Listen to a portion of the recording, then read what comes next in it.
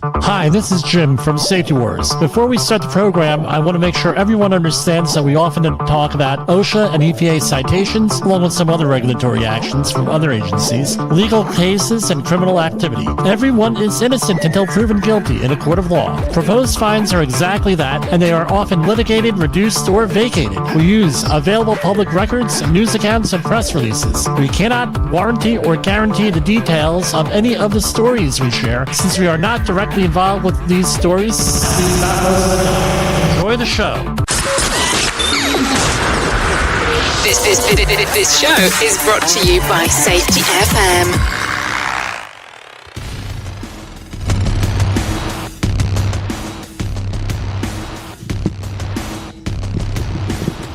And from the border of liberty and prosperity in the highway to the north, this is Safety Wars for Friday, July 12th, 2024. Yesterday, I celebrated the anniversary. 32 years. And I posted earlier today a totally self-serving video. I'll be honest, I'm a self-promoter, shameless. Totally like we all aren't. Come on. Gotta toot our own horn every once in a while. Just don't overdo it. 32 years in the safety industry, health and safety and environmental industry yesterday. A lot of people got me there. I stand on the shoulders of giants, as the saying goes. So you're going to be seeing some more videos and things of that nature, for what we do here and everything else. So my wife is like, you didn't have to do a video with someone else talking. And I said, well, you know what? We have that, and we'll be sending that out, when appropriate. Now we have something to edit. But you're going to get the 10 things today. I actually was more, but the 10 things that Jim Polzel has learned in the 32 years of my career. And, in a lot of ways, I'll be honest. No, I could have made it, 20, less than 20 things. But one of the things I did not include that I now think I probably should have, it was this. If anybody calls themselves a safety expert, run. Do not walk away. Run. Run for the hills. Never especially the self-identified safety experts. You got to be very, very careful of them. Right? Just the way it is. Now, you can know a lot about one subject. You can do this, but someone's always the expert, and that's in the video I had tonight, right? In that video, right? The person, and this is one of the tenets of HOP, right? Human Organizational Performance. One of the tenets here is that the employee is the expert. Not that manager, not the one not doing the job, not the outside person. And I make this one caveat. You have to have what are called learning teams with all this stuff. It's like, Jim, well, what do you mean learning teams? You got to have learning teams. You got to sit down and, Brett Sutton, a friend of the program, and several other friends of the program, always talk about learning teams where you have to sit down and learn. So 2 nights this week, I was doing hazardous waste operations and emergency response training for managers, right? So when you have these courses and you're doing these trainings, it has to be relevant to your audience. Too many times you hear these folks, they get signed up. Okay, we're going to go and we're going to have this 40-hour training or an 8-hour refresher training, usually 8-hour refresher. And we're going to have this and we're going to have that. And then it's along the lines of, this is how you put on a hard hat. This is this, and this is how, gloves, and there's some new glove technology out there. And no, yeah, that's important that they know that if there's something really new that comes out, and this is neat, and this is a new way of doing things, new technology. That's what that refresher training is for, in part. But it's also, how do you manage if you're a manager, how do you manage the stuff that goes on at a hazardous waste site? And that's where me, specialize in. How do we manage this? What are we looking for? Do we have examples? Do we have exercises where people talk and we get people talking and we essentially do all of this learning and talking and discussing and, and everybody gets something out of it. It's relevant to what they're doing. So that's how I roll. Now, I go in there, yes, there's training materials, some handouts. I have some stuff in case somebody wants to talk. And believe me, everyone talks in my thing. Maybe one or two people don't, but basically everyone talks. We go into acts investigations, human organizational performance, learning teams. All this stuff gets included in there. And the thing is this. Everybody's afraid to do that. So we're going to go, I have some new commercials here. We're going to go right from, that's what we're going to talk a little bit about, and we're going to have these little snippets in the future on different subjects and basic OSHA stuff. So this is we're talking about the general duty clause in this segment here. So let me know what you think about it. Want to avoid hefty OSHA fines and keep your team safe? Let's dive into the General Duty Clause. The General Duty Clause, Section 5A1 of the OSHA Act of 1970, is a catch-all rule to cover unregulated hazards. Employers must keep workplaces free from recognized dangers that could cause death or serious harm. For OSHA to cite you under the General Duty Clause, they must prove the following 4 things. 1. The employer failed to render its workplace free of a hazard. 2. An employee was exposed to that hazard. 3. That hazard was causing or likely to cause death or serious physical harm. And 4. Feasible means exist to free the workplace of the hazard. Employees aren't off the hook either. Section 5B mandates they follow all safety standards. Both employers and employees must work together to maintain a safe work environment. Examples: think lifting above shoulder height repeatedly, or working without proper support. Stay proactive. Monitor work areas, apply the 4-part test, and you'll prevent those nasty citations and keep everyone safe. Need help? And more information? Contact Jim Posel and the Safety Wars team to help you prevent workplace incidents, conduct safety audits and training. Contact the Safety Wars team at jim@safetywars.com or 8452-695772. Visit us on the web at www.safetywars.com. Let's build a safer workplace together. Okay, so let me know how you think. We're going to have little snippets there of information throughout this. So something, we'll go into the 10 things in a minute here, but something just came across, right, literally like 1 minute before airtime here. So we've been, on Monday we talked about the Alec Baldwin thing, and, a lot of the stuff, what happens is a lot of stuff that happens, people forget about the basic details in the news media. Regular people aren't going to comment on it. But, as a reminder, if you have a job to do, you got to do it. And we're going to talk about that through one of the things I learned here, right? But if you have a job to do, you do the job. And when someone goes out there and tells you, don't do your job, you better have it in writing. But realize that that's not enough. Hannah Contreras-Reed found that out. That's not enough. You have to have, someone's doing stuff that's going to get someone killed, that could get someone catastrophic release or get someone seriously hurt. You got to do your job regardless of what the writing is.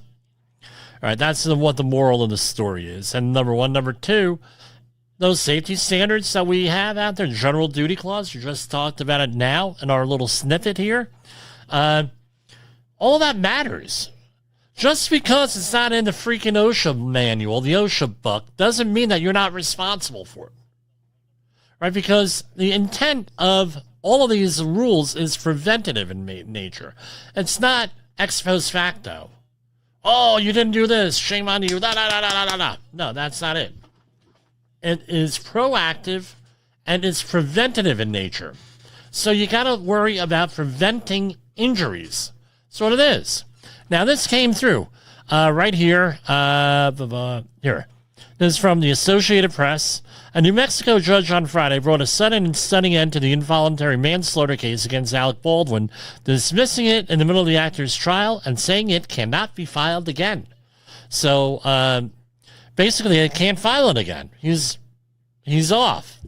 Judge Mary Marlowe Summer dismissed the case based on the misconduct of police and prosecutors over the withholding of evidence from the defense in the 2021 shooting of cinematographer Helena Hutchins on the set of the film Russ.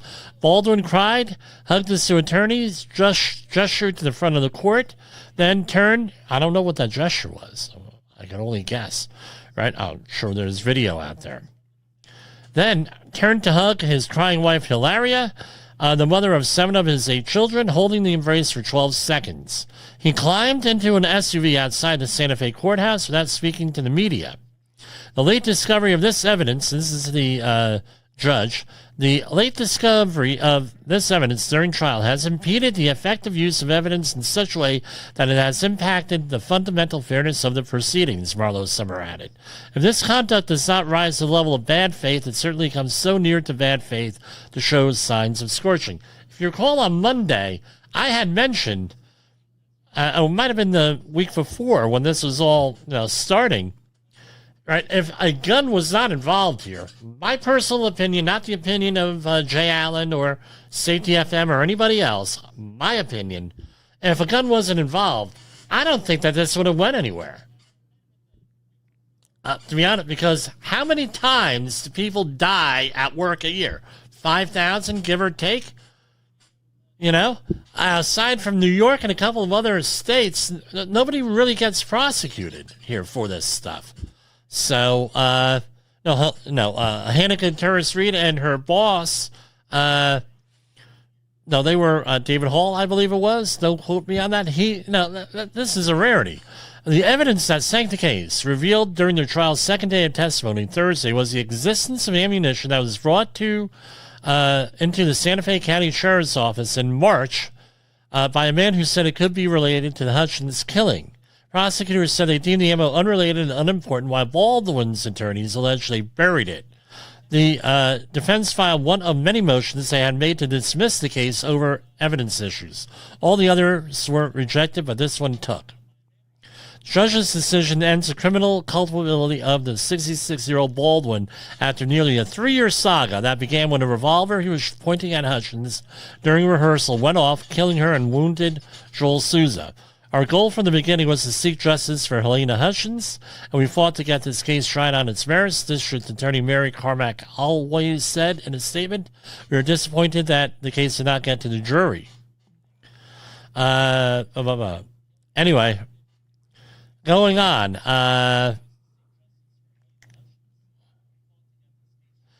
So there's going to be other stuff dismissed as well. And no motions filed to dismiss other things. I'm not an attorney. I don't play one on the radio. So this is a stunning turn of events here. Some would say that he got lucky. He didn't get lucky. One thing, regardless of the evidence in this case and everything else, the video that was out there after this happened, in that October 2021 video of him in the parking lot screaming and yelling and wailing and crying and on the phone and everything else, there's no doubt in my mind he feels guilty in this.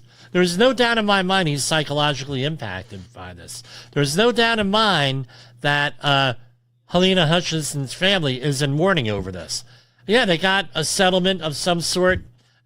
Not winning the lottery. When you lose a family member in the workplace, or any other situation, when you lose a family, especially under circumstances like this, there is no closure. I hope the families are all doing okay here, because not one person in one report mentioned this. I hope the family is okay. How are they doing? Now, the Helena Hutchinson's family. How are they doing? No, it's a private issue and everything else. I'm sure, I hope and pray that they're doing well, as can be. But there are no winners here. Someone might say, well, he beat the rap, he did this, he did that. There are no winners. There are no winners here. Now, that's just my own thinking on here. I mean, you can agree or disagree or anything else, but I don't know. Very sad case. Now, so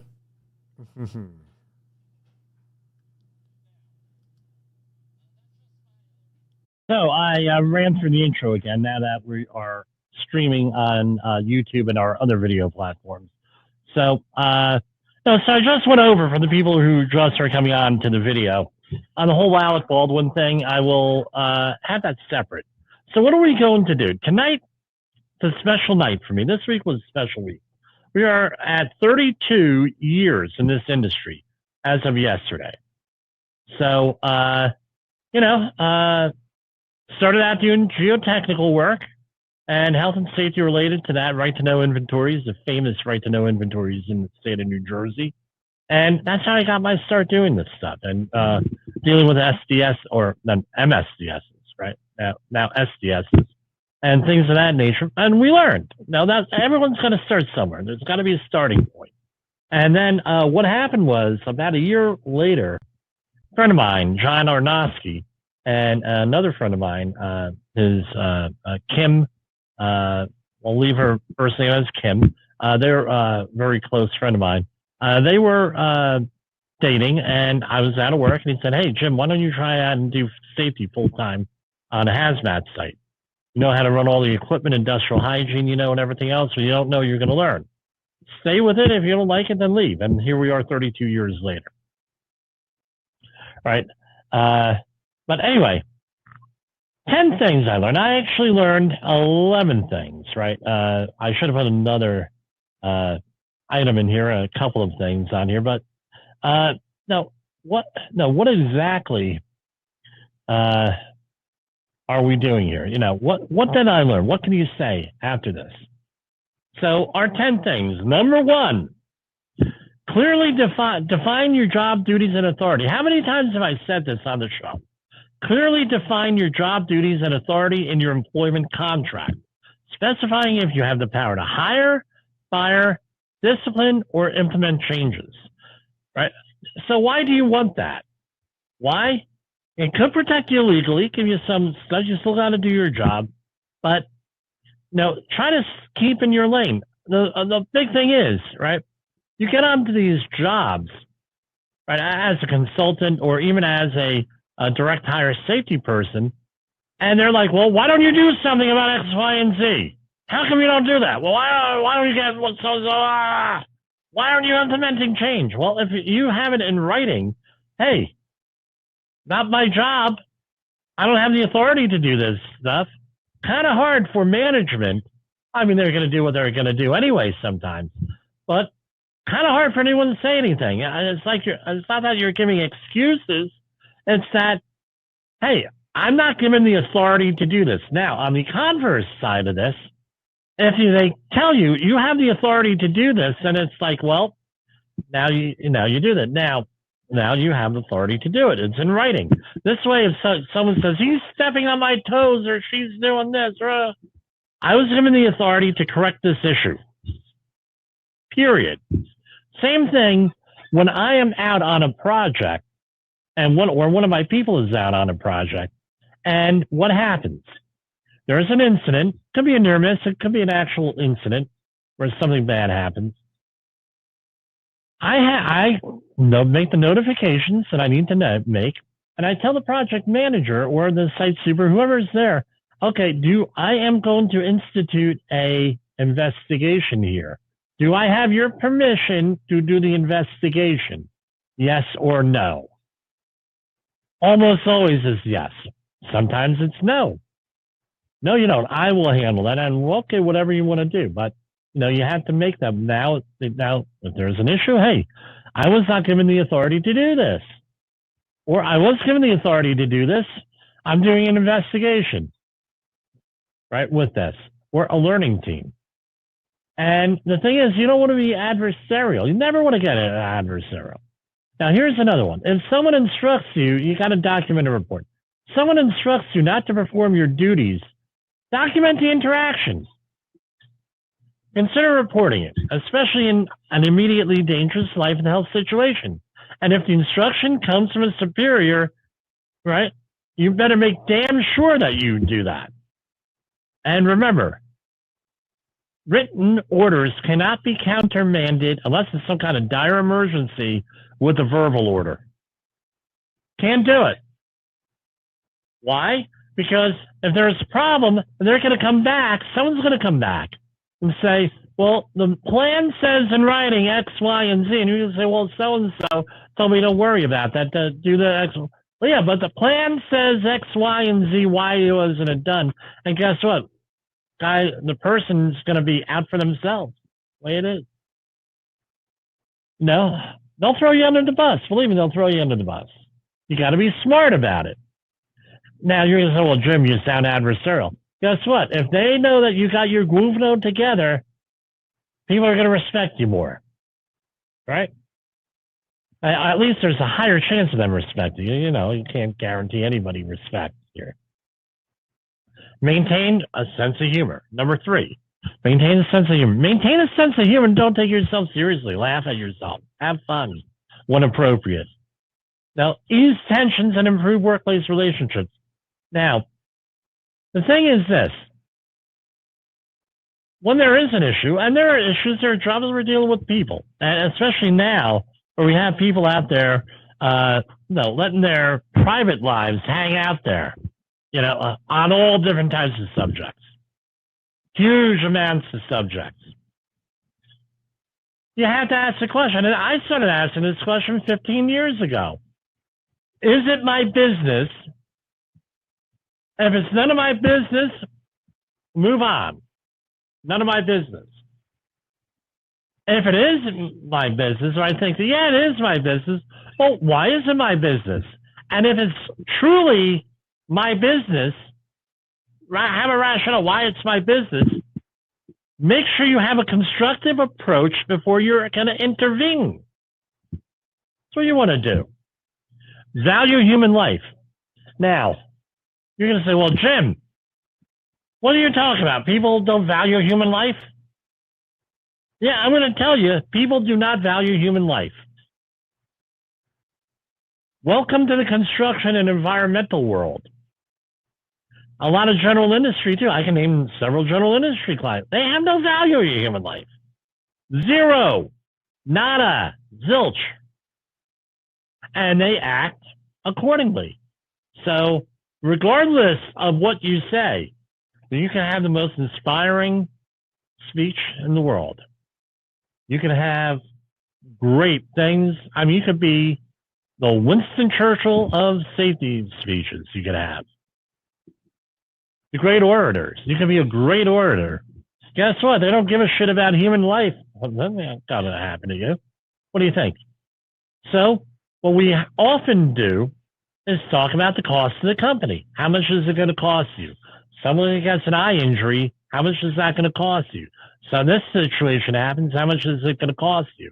I get these people all the time with carbon monoxide, for example. Carbon monoxide is not an issue, blah, blah, blah, blah, blah, blah, blah. And then I explain what the medical procedures are for treating a carbon monoxide poison if the person survives. I mean, if they're injured and they're dead, IDLH, they're permanent. Now, you're dealing with a whole bunch of costs. But what does it take to treat a carbon monoxide-related injury? It's a pretty extensive thing. So what happens? What do you think happens? Oh, how much is it going to cost? It's going to cost me that? Yeah, and you're going to have to sell a lot more widgets to make up that cost, even with the workers' comp. And it's like, oh, and then the workers' comp, that's another one. Well, do you realize, workers' comp is good, where you get the care that you need, usually. You get to see doctors and everything else. But it's a no-fault policy. So normally what happens, a supervisor tells you to do X, Y, and Z. Unless it's something over the top, you get hurt. They don't follow OSHA regulations. What happens? Supervisor goes on their way. Company goes on their merry old way. They have higher workers' comp rates or something like that for a couple of years, whether blah, blah, blah. And then they go on. There's no risk to them. Because with risk, you have to have, right, the likelihood of something happening and what's the consequence? There are no consequences. You think they're going to give a shit? No, they're not. OSHA compliance. Organizations, this goes with number 5 here. Number 6, OSHA compliance. Organizations that violate OSHA regulations often breach other employment laws as well. Be vigilant and thorough in your assessments. Assessing a company. Okay, they won't give us one thing. Now on the other end, okay, on the other end, what else are they not doing? Are they not paying wages?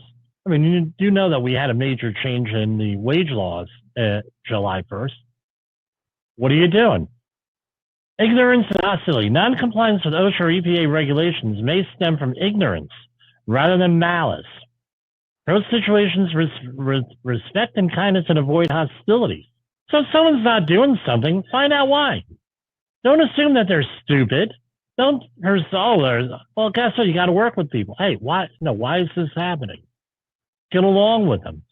They may not know what the right thing to do is. They may have been trained the wrong thing what to do. You may not know the right thing to do. They be doing something perfectly normal. Get with them. They're the experts on that job, usually. But you got to go in there, and you go in, and you try to find out, hey, what's going on? Explain to me what's going, hey, I'm interested in learning on how you do this.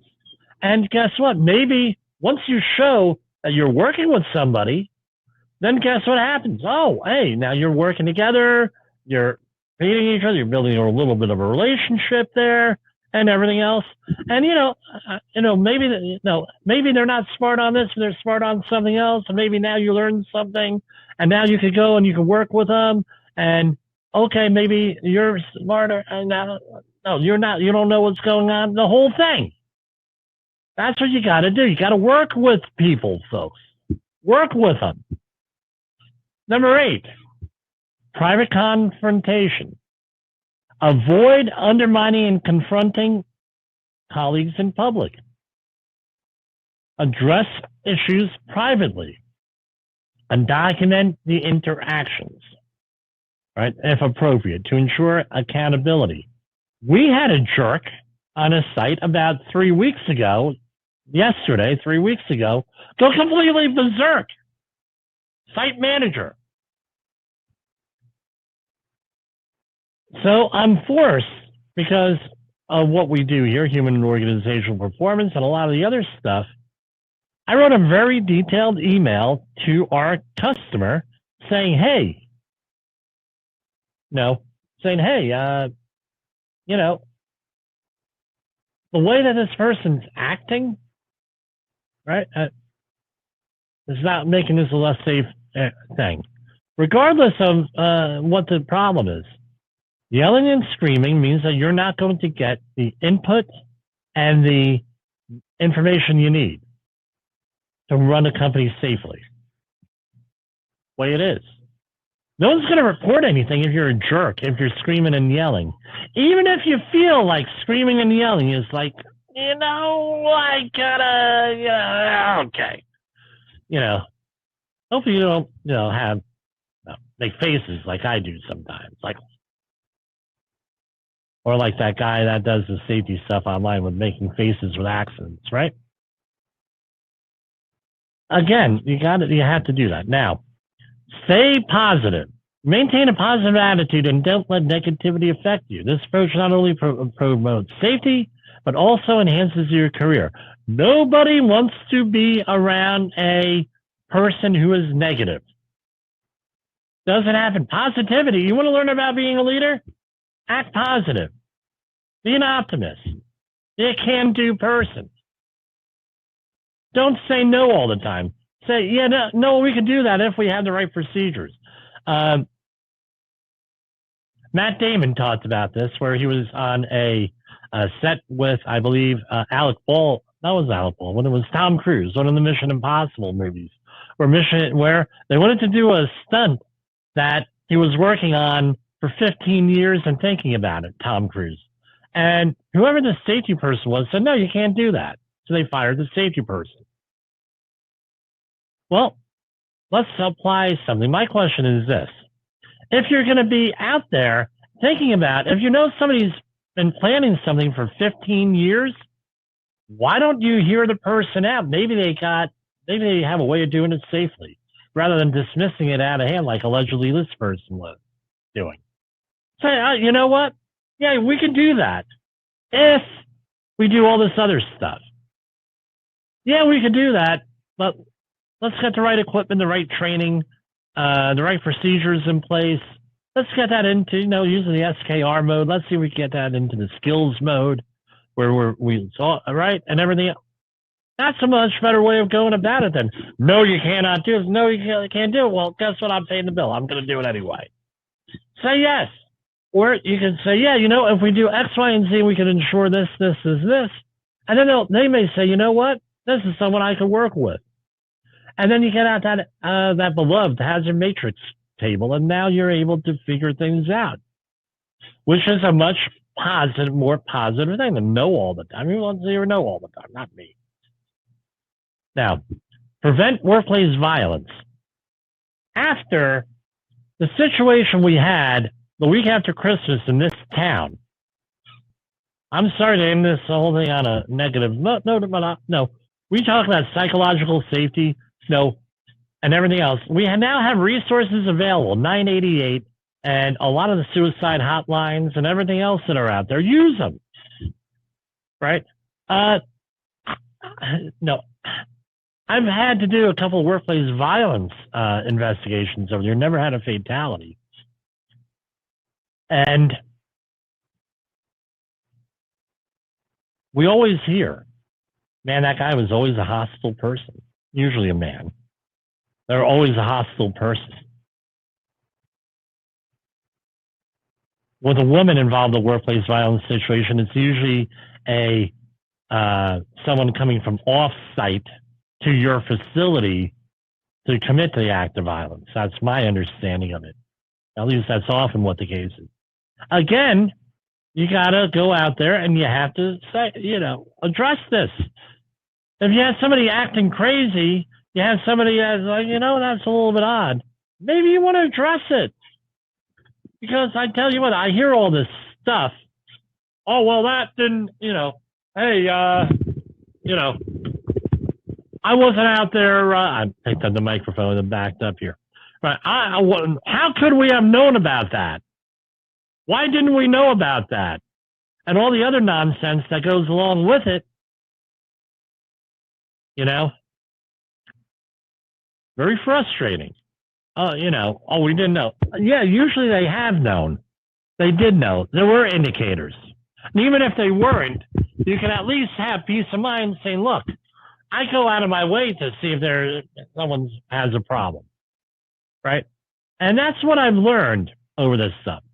Now, I incorporate all of this into my training classes. Everything that you just heard on how do you manage people? How do you manage safety? Maybe you want to get this video and the other one. No, we're going to be uploading this and the other one that we have later on, right, after this show. And I am saving this. I didn't save it. All right, I will go from there. So we're going to take a break here, and we'll be coming back to you. You are listening to Safety Wars. Tomorrow's Safety Today. Have you? Oh, we already did. In the professional safety community, communication and planning are just a few keys to your program's success. The question many practitioners have is, where do I start? Dr. Jay Allen, the creator of the Safety FM platform and host of the Rated R Safety Show, has built a global foundation to help you along the way. Go to safetyfm.com and listen to some of the industry's best and most involved professionals, including Blaine Hoffman with the Safety Pro, Sam Goodman with the Hop Nerd, Sheldon Primus with the Safety Consultant, Jim Pozell with Safety Wars, Emily Elrod with Unapologetically Bold, and many others. As individuals, we can do great things, but as a team, we become amazing. Dial into safetyfm.com today and surround yourself with a powerful force of knowledge and support.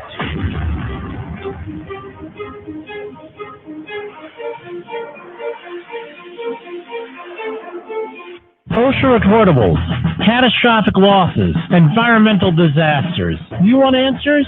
So do I. This is Jim Posel with Safety Wars. That's my daddy. Okay, we're going to start covering some OSHA news, but I want to point out here, the Safety FM feed is going to cut out on us because we only have it from 8 to 9, and I started a little bit late here. But I wanted to get through at least one OSHA news story to make this 1 hour program for the video, for the YouTube, right? And the other video platforms. So, and we also have, so that's what we were going to do. So at 9 o'clock, this is going to cut out. You could go and check us out. We're going to go into overtime here. So here we have the OSHA news releases here. Now, and this is where I got the info. We're going to go over some of this stuff. All right. Here we have an excavation collapse in an unguarded trench that collapsed, trapped and injured workers in Massachusetts, Massachusetts and Rhode Island, right? What were they, on the border, Twice in less than 3 months in late 2023. Okay, one the other is what it looks like. A Boston waterproofing contractor exposed employees to life-threatening cave-ins and excavation hazards at residential work sites in Arlington, Massachusetts, and Warwick, Rhode Island. Federal workplace investigators found. Hold on.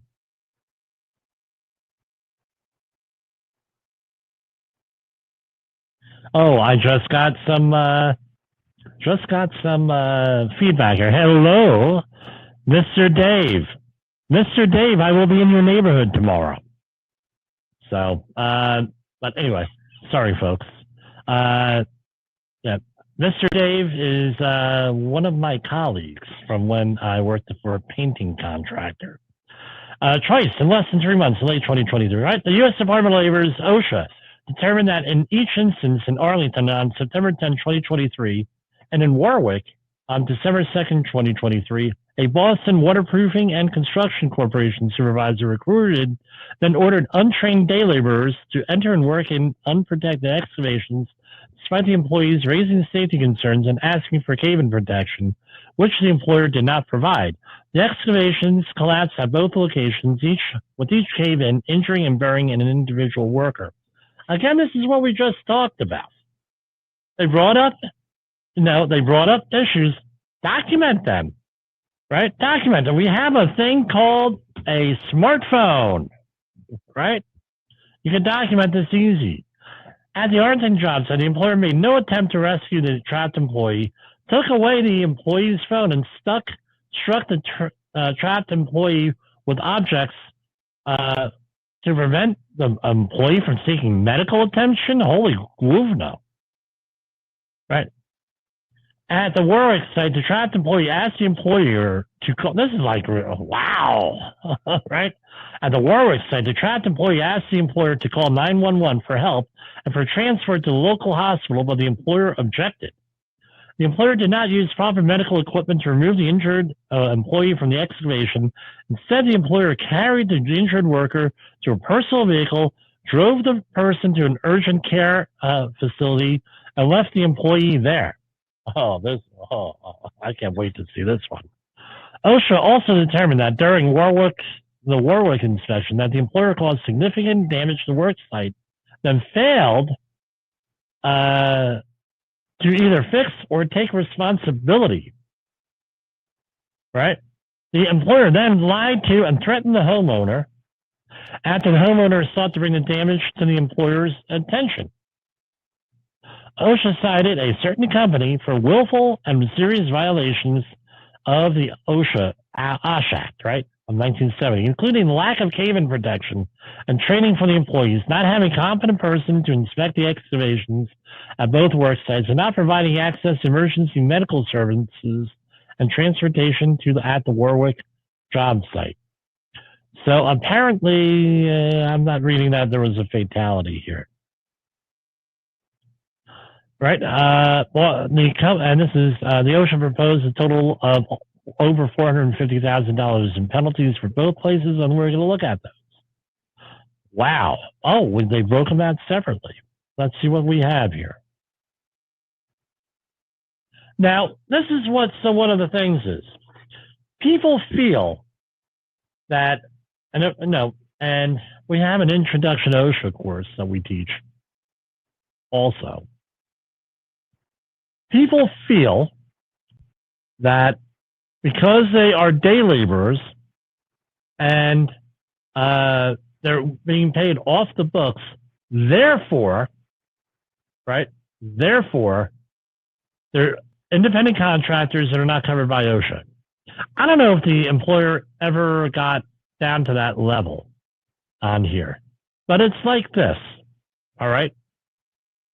There used to be a test back in the day from the IRS folks that said, hey, you have to meet these 8 or 9, I think, different things, and it has to be yes to all of them, then you're an independent contractor. The fact that you tell someone to show up to work at 7 a.m. in the morning, they're no longer an independent contractor. Way it is. Right? They don't have that checklist out now, but now basically you tell somebody, hey, you have to be at work at 7 a.m. in the morning, they're no longer an independent contractor. You're supplying tools and equipment to them, guess what? No longer an independent contractor. It's just the way it is, but that's not, with this.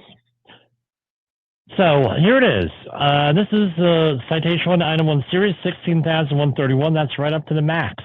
On or about 9/10/2023, the employer did not provide any safety training or instruction to employees on how to recognize and avoid hazards associated with working in a trench or excavation at the job site. Right? For example, employees are not trained on the core aspects of trench and excavation safety, such as hazard recognition, benching, and setback spoils file, right? They were instructed them to enter the trench or excavation without any safety training, and it caved in on an employee trapping and seriously injuring the employee. Thank God, no fatality. Since there were at least 3 employees who were not trained as required regarding work being performed at this work site, the employer is being cited for each of the 3 documented instances in accordance with OSHA's instance-by-instance policy. So this would be a accident report that you probably want to save, because that is great phraseology if you're going to put that into, if you're going to place that into an email. So we're going to go here and we're going to save it.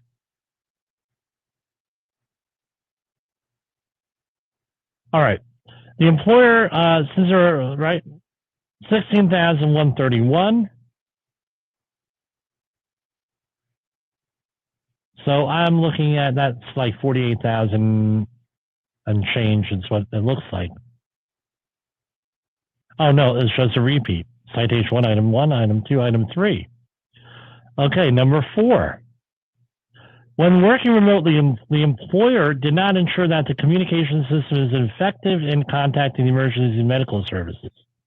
So they did not provide emergency medical services. And the employee raised safety concerns, right, about this. After the work started, the employer left employees alone at the job site, did not provide a means for the employees who spoke minimal English to communicate with emergency medical services. When the trench excavation caved in and injured and partially buried an employee, the employee called the employer to ask for help, but the employer did not contact the EMS or return with urgency to the job site to help.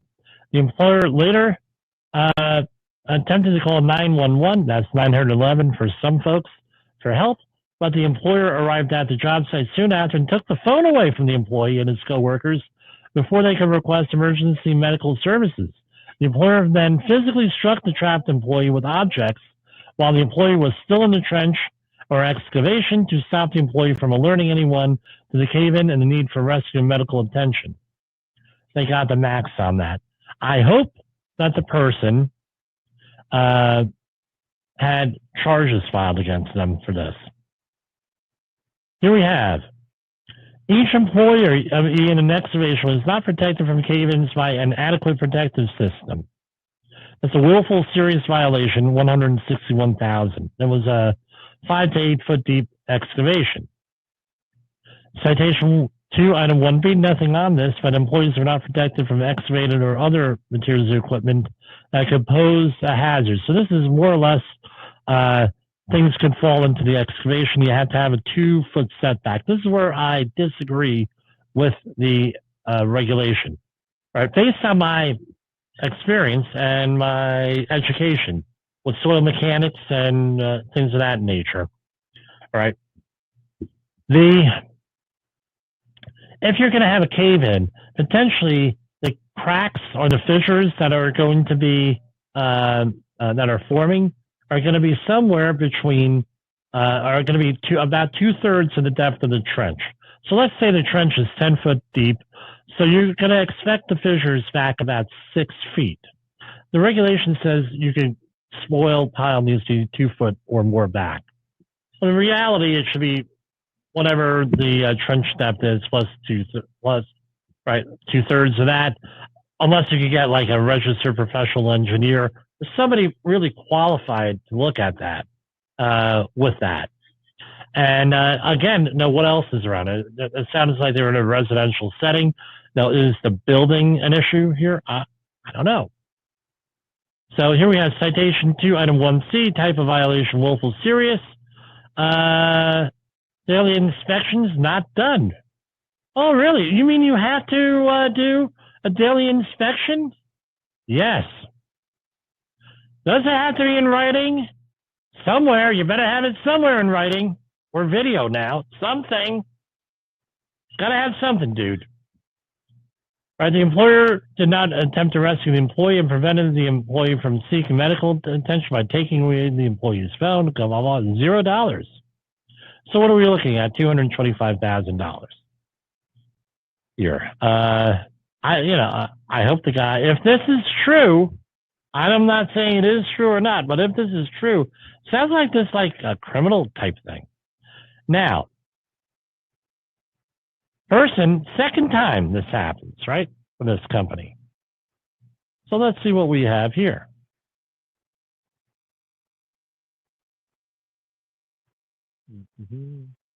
Same company. Citation 1, item 1. The employer did not instruct each employee in the recognition and avoidance of unsafe conditions and the regulations applicable. Hey, that sounds familiar. That is $16,131. And they did an instance by instance penalty. And there were how many people? Doesn't say here. This is another one. We're going to save this one.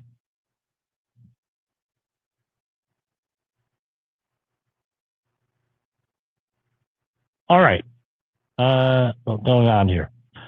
29 CFR, so they got 16,000 there, another 16,000 here, no instructions, no training, another 16,000, another 16,000.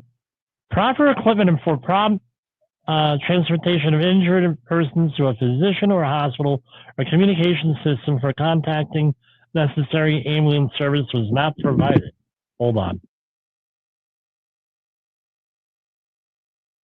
Hang on, we're going to go to commercial break. I got to get something to drink here. I'll be right back. And it's not going to be an adult beverage. Honest. In a world where danger lurks in every corner, one man stands as a beacon of hope. Jim Polzel, a veteran safety expert with over 3 decades of experience, now bringing his knowledge to you with Safety Wars. Engaging, informative, and always relevant, that's Safety Wars. Join the safety revolution with Safety Wars, available on Spotify, Apple Podcasts, YouTube, and wherever you get your podcasts and videos.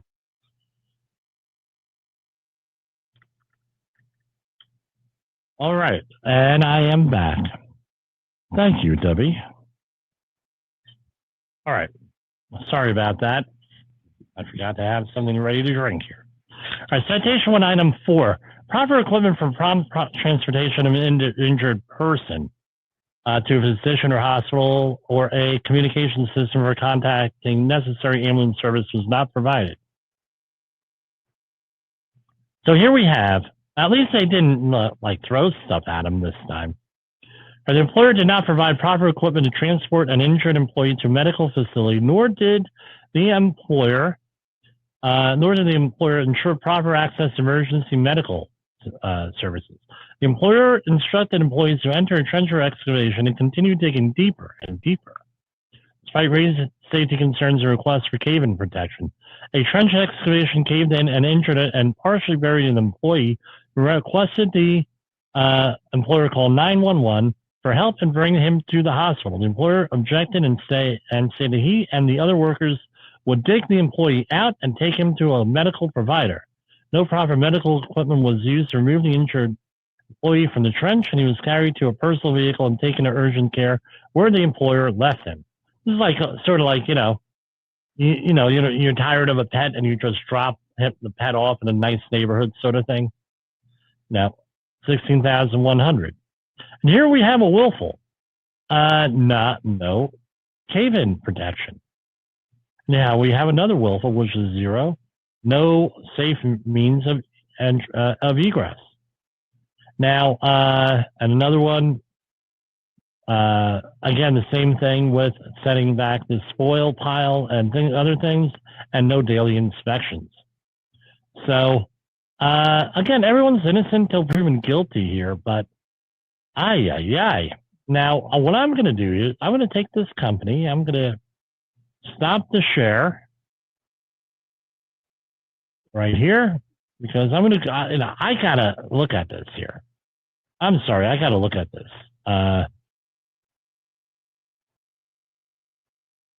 Because, no, this is completely outrageous here. So let's see something. I want to see.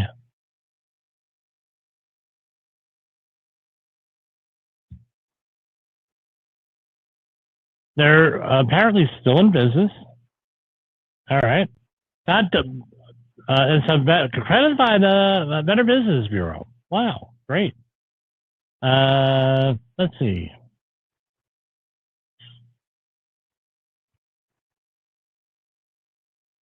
Did this make the headlines in the popular press up there? I know, Jim, you should do that. All right, so here we have, okay, this is all from the thing. This is, let's see what the no, I went into everything. Let's see what the popular press said up there.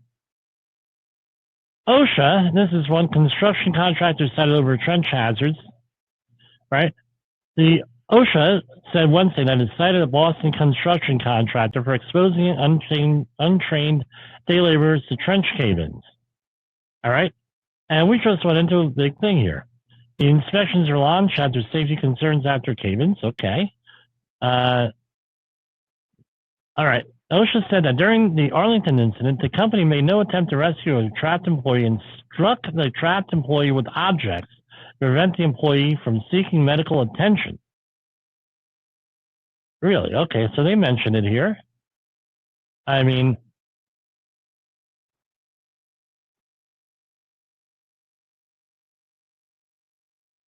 and nope, that's not the other one. Again, nothing really here on this, right? Here we have from another source.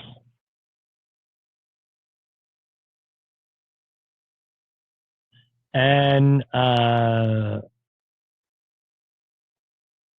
again, threatening the homeowner and everything. Again, no, it doesn't say whether any charges were filed against this person. I mean, it's an assault. And people say to me, watch, I'm going to get comments. I know I'm going to get comments here, folks. I'm going to get comments that, Jim, now this was one of the comments during training. Jim, who would tell you not to do your job? Well, my answer, someone like this, because this is also what happens. Big company, this is a small company, apparently. Big companies hire the same sort of people sometimes.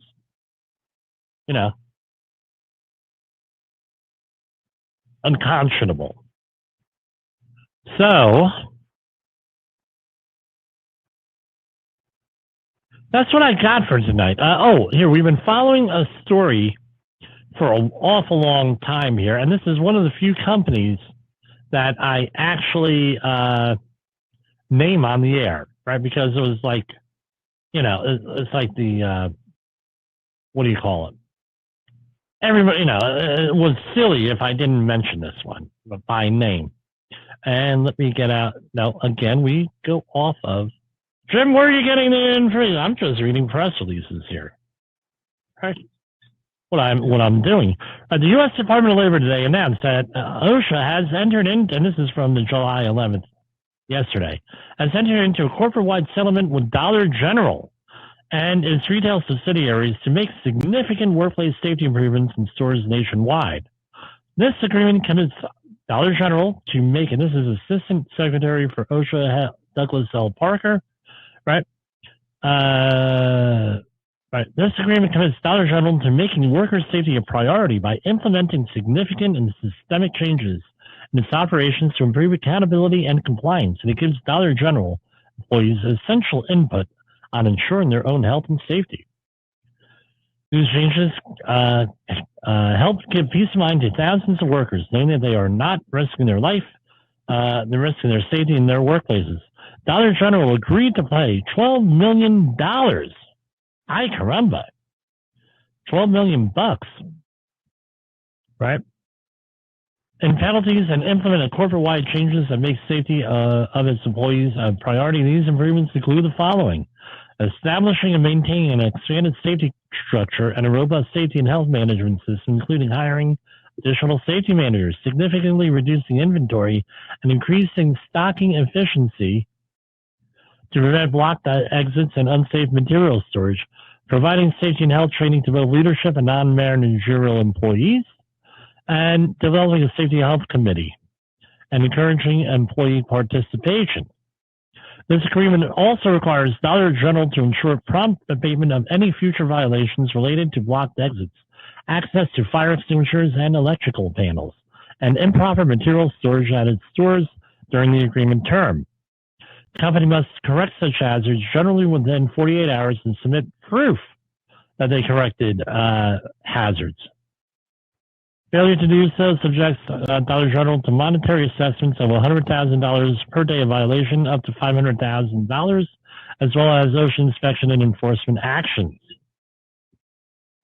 All right, Dollar General retained a third-party consultant not us, unfortunately, to identify hazards and analyze enterprise-wide contributing factors. Retain a third-party auditor to perform unannounced compliance audits annually on all covered stores to address egress, access to fire extinguishers and electric panels, and electrical hazards and storage conditions created by a new safety operations center to detect store hazards and support safety performance, and maintain an anonymous hotline for employees and the public to report safety concerns.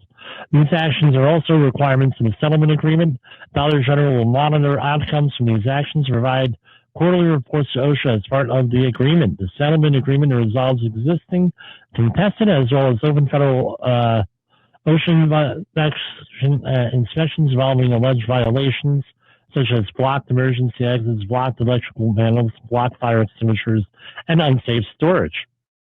So let's click on this corporate-wide agreement. Okay, it's 44 pages. We're not going to read all 44 pages. Thank you, Jim. Thank you. So that's what I got for tonight. We are going to go with our outro. And we're all right. So I didn't want to get on with the new software on here. So we're doing the old one periodically here. Well, we're not going to be video thing. And let's go from here. The views and opinions expressed on this podcast are those of the host and its guest and do not necessarily reflect the official policy or position of the company. Examples of analysis discussed within this podcast are only examples. They should not be utilized in the real world as the only solution available, as they are based only on very limited and dated open source information. Assumptions made within this analysis are not reflective of the position of the company. No part of this podcast may be reproduced, stored in a retrieval system, or transmitted in any form or by any means, mechanical, electronic, recording, or otherwise, without prior written permission of the creator of the podcast, Jay Allen.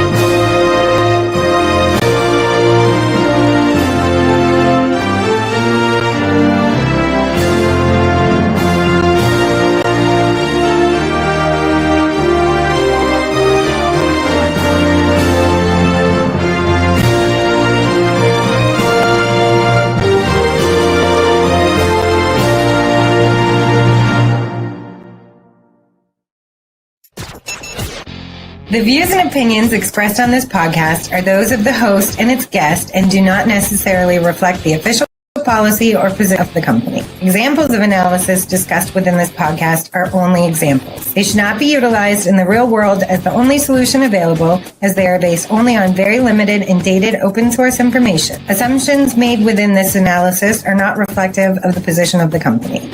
No part of this podcast may be reproduced, stored in a retrieval system, or transmitted in any form or by any means, mechanical, electronic, recording, or otherwise, without prior written permission of the creator of the podcast, Jay Allen.